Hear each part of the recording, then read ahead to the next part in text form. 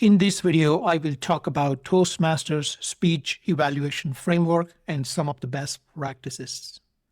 Speech evaluations are the key to the growth of all the speakers in the Toastmaster.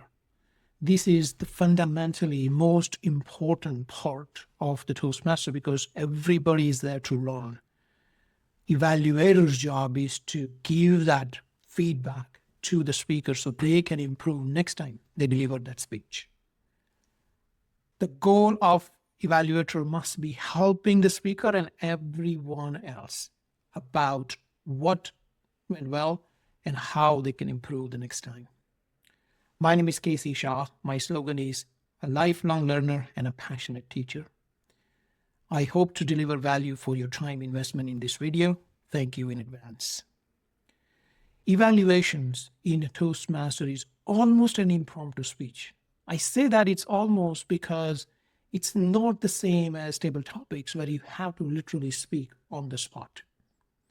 In evaluation, person who is evaluating a speech, if the speech is the first one or the last one, they get some time during the table topic phase of the Toastmaster meeting to write their evaluation. You also get 1 minute to write evaluation plus table topic section. There's unwritten rule that table topic master should not call upon speech evaluator to give them this time to prepare their evaluation. So it's not quite impromptu, but you get only a few minutes to prepare. So let me talk about speech evaluator's job. 5-part job. Number 1, they have to listen to the speech intently. They will hear it, listen to it, hope and try not to miss out any piece of the speech. You have to be fully zoomed in. The second part is you have to synthesize the entire speech very quickly. Synthesize meaning put everything together as one piece. What the speaker talked about overall, synthesize it. The third part of the job is find good parts. Where did speaker excel in their speech? Find those parts. The fourth piece is find growth opportunities in your opinion. After you have synthesized a speech, you understand what the speech should contain, some of the basic elements, some of the advanced elements. Depending upon the speaker's journey, you can identify a few growth opportunities. That's part of the job. And the fifth job of an evaluator is to communicate all of this in 3.5 minutes max. You get between 2 and 3 minutes, maximum 3.5 minutes to deliver the evaluation of that speech. Now, there are multiple frameworks. Really good evaluators use their own framework. Some of the well-known ones that you will find useful, you can start with at least, is the sandwich method. It's like in real life. You want to give someone, you're a leader, you want to give someone a feedback. You start with positive, you put some constructive feedback in the middle, you end with a positive. So that's called a sandwich feedback. Always end with the positive. So good, growth, and good again. You can also switch back and forth. Another method is find a good point, find where they can even make that point better or something else, growth opportunity. Go back to the good, go back to the growth, but again, always end on a positive, good part of the speech. While you're synthesizing, while you're summarizing the speech, I have this method of circling and square and all that kind of stuff that gives me this clearly by looking at it. Another framework is you can go by feelings. What you heard, so you can say that what I heard as a part of the speech is this, but you don't, as an evaluator, just repeat what they said word for word. You can paraphrase some portion, but generally what I heard could still be your version of what you heard.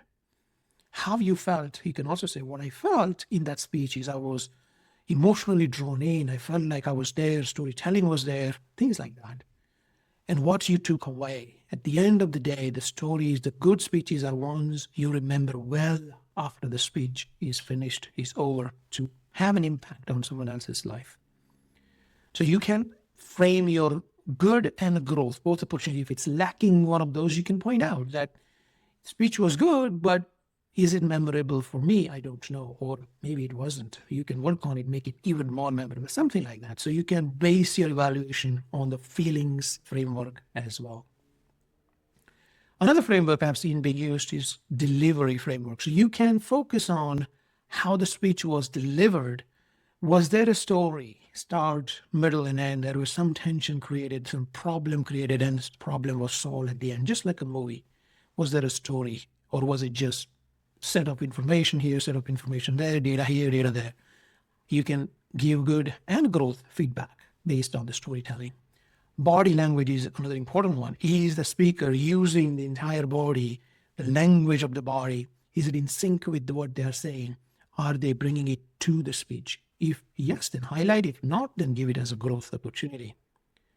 Vocal variety is another one.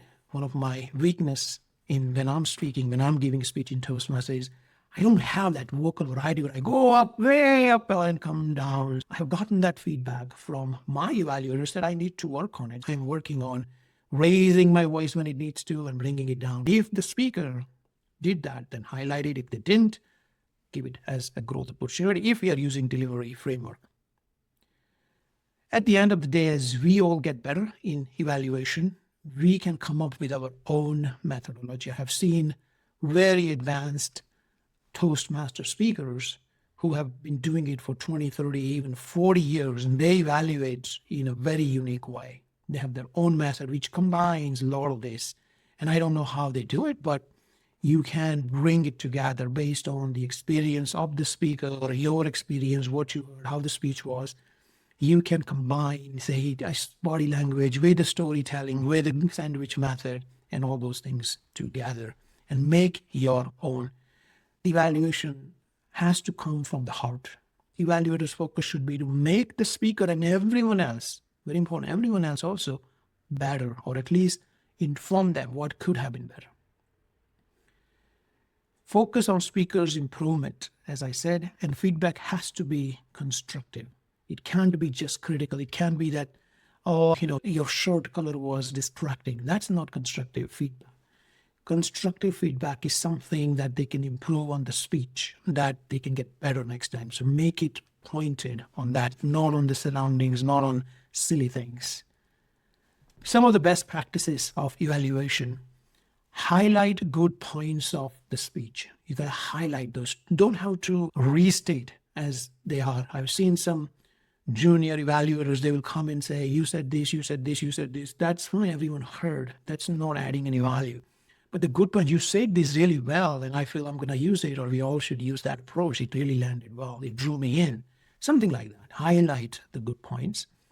Address speaker as third person. You can initially say, thank you, John, for giving this wonderful speech. But during the evaluation, the focus is not just John. Yes, John will hear this feedback, but you should also give this feedback to everyone listening. It would apply to all of them. Some part of your feedback, I guarantee, is applicable to all of them, or should be applicable to all of them to a degree. So you should always say, John did this excellent. John did this. John's approach, instead of your approach.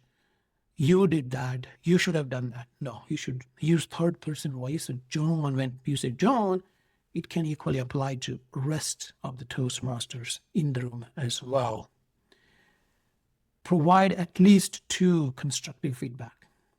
Don't just give one or none at all. You gotta find a way to make this constructive feedback. Barack Obama were to deliver a speech, we are supposed to give him evaluation, what he could have done better. There are a million things that every speaker can do differently, and it can land better. One speaker is better in one area than the other. You have, as an evaluator, it is also our learning to come up with those somewhat impromptu, that what can you improve? Come up with at least 2 points. You can make this, the way you can phrase it is, you did this well, but to take it to the next level, you can do A, and you can perhaps also think about B to challenge yourself or something like that.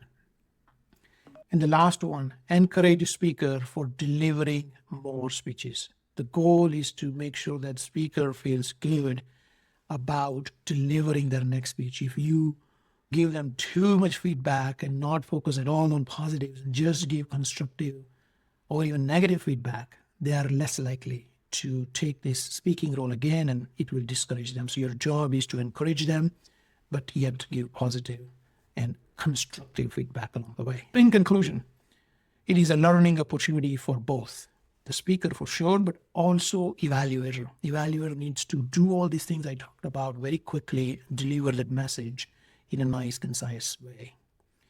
Evaluation is somewhat an impromptu speech, so it helps us become better impromptu speaker, organizing of the information very quickly, delivering. So it's like writing a speech on the spot and delivering the speech on the spot. It's quite a job. It's learning opportunity for the evaluator. So keep that in mind when you become evaluator. It's for you just as much as it is for the speaker who you're giving evaluation to.